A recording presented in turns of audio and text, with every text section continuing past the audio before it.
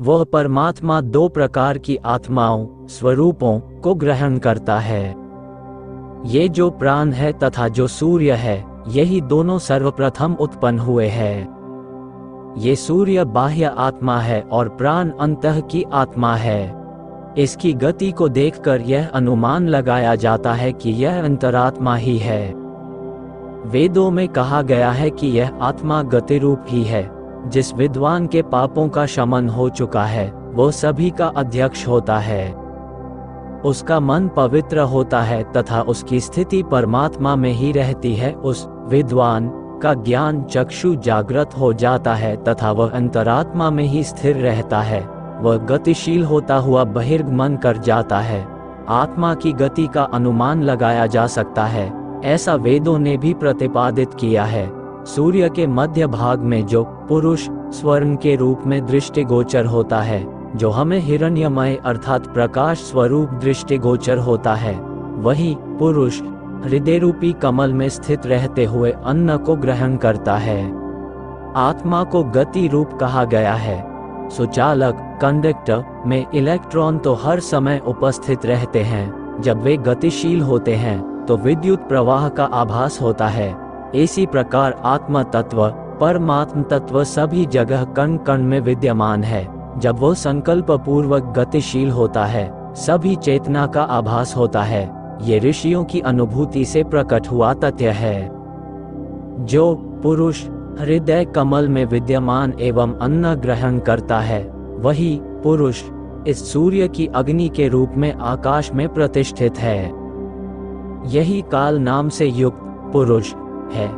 वह अदृश्य होते हुए भी सर्वभूत रूपी अन्न का भक्षण करता है। ये कमल क्या है?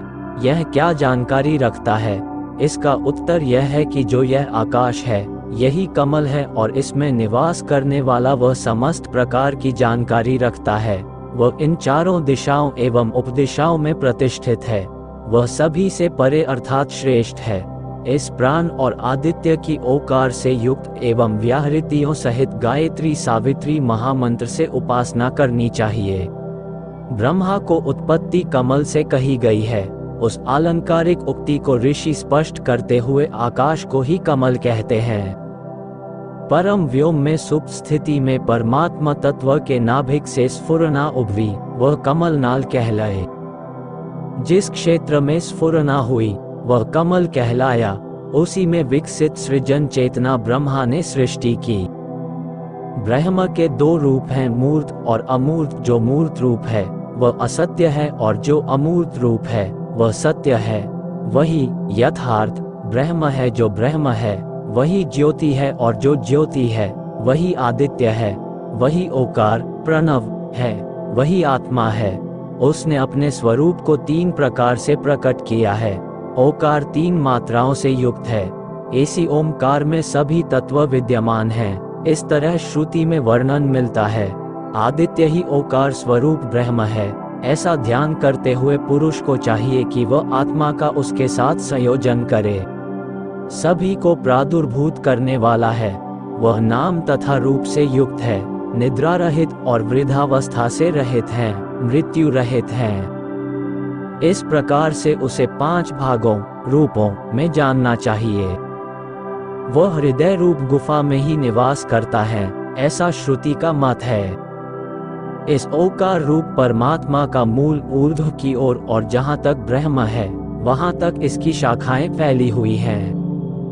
वे समस्त शाखाएं आकाश, वायु, अग्नि, जल और पृथ्वी आदि के रूप में हैं। इस एक ही तत्व के माध्यम से यह सभी कुछ प्राप्त किया जा सकता है। वही ब्रह्म है। ये समस्त विश्व उस ओकार का ही स्वरूप है। ये सूर्य भी ओमकार का ही रूप है। अतः ओमकार के द्वारा उस सूर्य की सदा प्रार्थना करनी चाहिए। इसी एकमात्र ओकार से ही उसके रस का बोध किया जा सकता है, ऐसा श्रुतियों का मत है। यही पवित्र अक्षर रूप ब्रह्म है। इसी ओकार रूप अक्षर का बोध करके मनुष्य जो भी चाहे इच्छानुसार प्राप्त कर सकता है। पुनः इसके पश्चात अन्यत्र कहा गया है कि इस ब्रह्मा का शरीर जो शब्द उच्चारित करता है उसे ओम कहते हैं। ये ओकार स्त्री पुरुष एवं नपुंसक इन तीनों लिंगों से युक्त है। अग्नि वायु एवं सूर्य के रूप में ये प्रकाश देने वाला है तथा ब्रह्मा रुद्र और विष्णु के रूप में अधिपति स्वरूप है।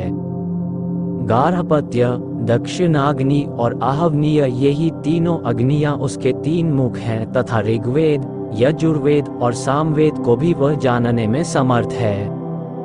भू भुवः और स्वः ये 3 लोक भी इसी के रूप हैं। उस ओकार रूप ब्रह्म के भूत भविष्यत और वर्तमान 3 काल हैं।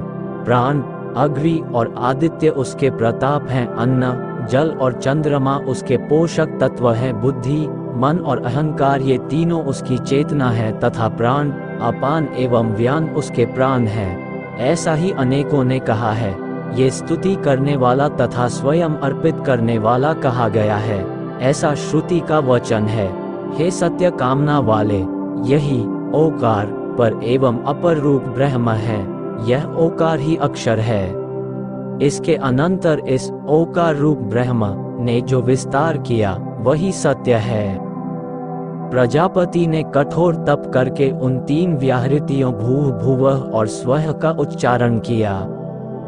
यही व्याहृतियां प्रजापति का स्थूल शरीर है। इसका निर्माण लोकों के द्वारा हुआ है।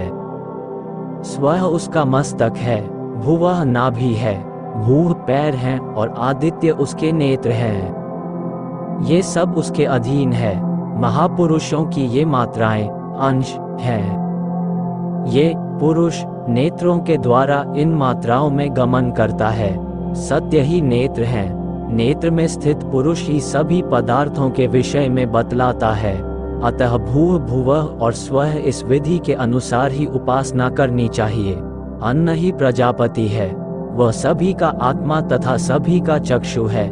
वह उपास्य है, ऐसा वेद भी कहते हैं। ये प्रजापति ही समस्त विश्व को धारण करने वाला शरीर है। इसमें वह सभी कुछ स्थित है तथा वह इन सभी में विद्यमान है। अतः इसी श्रेष्ठ तत्व की उपासना करनी चाहिए। यही उस सविता का प्रकाश है अथवा स्वयं ही यह आदित्य है और यही समस्त प्राणी समुदाय को उत्पन्न करने वाला सविता है। ऐसा जानकर आत्म तत्व की इच्छा रखने वाले को उसी को ग्रहण करने के लिए तत्पर रहना चाहिए। ऐसा ब्रह्म का प्रतिपादन करने वाले कहते हैं। अब भर्गो देवस्य धीमहि इस पद का विवेचन करते हैं। इसके अनुसार क्योंकि वह भर्ग सम्मुख ही उपस्थित रहता है, उनका जो भर्ग है वह बुद्धि ज्ञान को प्राप्त करता रहता है। ब्रह्मवादी प्रायः प्रश्न करते रहते हैं कि हम किसका चिंतन करें, तो इसका उत्तर यह है कि हम उस भर्ग शक्ति का ही ध्यान करें। अब धियो यो नः प्रचोदयात् की विवेचना करते हैं। इसके अनुसार बुद्धि को हो धी कहते हैं। जो हमारी बुद्धि को प्रेरणा प्रदान करता है, सन्मार्ग की ओर उन्मुख करता है, ऐसा ब्रह्मवादी कहते हैं। भर्ग वही है जो सूर्य में निहित है। आँख की पुतली में भी भर्ग स्थित है। इसकी कांति से मनुष्य गति करता है। अतः ये भर्ग है अथवा ये सभी को तप्त करता है। इस कारण से यह भर्ग कहलाता है। ये रुद्र को ब्रह्म मानने वालों के विचार हैं। भ अर्थात लोकों को प्रकाशित करने वाला, र अर्थात समस्त प्राणियों का रजजन करने वाला एवं ग अर्थात प्राणियों प्रजाओं के गमनागमन का आधार स्वरूप। इस प्रकार भ र ग होने से भर्ग है। निरंतर प्रसव जन्म देने के कारण सूर्य कहलाता है। सबको प्रादुर्भूत करने के कारण सविता कहलाता है। सबको प्रकाश देने के कारण आदित्य और सबको पवित्र करता है। इससे पवमान कहलाता है अथवा सभी की ओर गमन करने से तथा सभी का अयन आश्रय स्थल होने से उसे आदित्य कहते हैं। वह स्वयं ही आत्मा है। इसका नाम अमृत है, सर्वज्ञ है, चिंतन करता है, गति करता है, सृजन करता है, आनंद प्रदान करता है, स्वयं कहता है, स्वाद लेता है, सूंघता है, स्पर्श करता है, समस्त शरीर में व्याप्त रहता है और उत्तम स्वाद से युक्त है, ऐसा वेद कहते हैं। जहाँ पर विज्ञान द्वैत दो रूप में होता है, वहाँ जो सुनता है, देखता है, सूंघता है, स्वाद लेता है और स्पर्श करता है, वह सब आत्मा ही है। इस तरह से तुम ऐसा निश्चय रखो, जहाँ विज्ञान अद्वैत हो जाता है, वहाँ कार्य और कारण से रहित, वर्णनातीत, उपमा रहित तथा व्याख्या विहीन हो जाता है। ऐसे उस भर्ग शक्ति के संदर्भ में क्या कहा जाए? हे श्रेष्ठ मुने, यही आत्मा है, यही सबका नियंता, ईश्वर, शंकर, भव, रुद्र, प्रजापति, विश्वस्रष्टा, हिरण्यगर्भ, सत्य, प्राण, हंस, शास्ता, उपदेशक, विष्णु, नारायण, अर्क, सविता, धाता, सम्राट इंद्र और चंद्र भी वही है जो इस अग्नि के रूप में तप है और सहस्रों के चक्षु रूप में प्रकाशमय आनंद से परिपूर्ण है, वही जानने योग्य है। सभी प्राणियों को अभय दान प्रदान करके तपोवन में जाकर उस ओकार का अनुसंधान करना चाहिए। जो मनुष्य इंद्रियों के विषय भोगों का बहिष्कार करते हैं, उनको अपने शरीर में से ही वह प्रकाश तत्व प्राप्त हो जाता है। यही विश्वरूप, मनोहर, जन्म ग्रहण करने वालों का पूर्ण ज्ञाता है, सभी का परम आश्रय स्थल और ज्योति रूप से तप्त प्रकाशित होता है। ये सूर्य सविता, परमात्मा, सहस्रों रश्मियों से युक्त, सैकड़ों तरह से वर्तमान तथा समस्त प्रजाजनों का प्राण रूप होकर प्रकट होता है।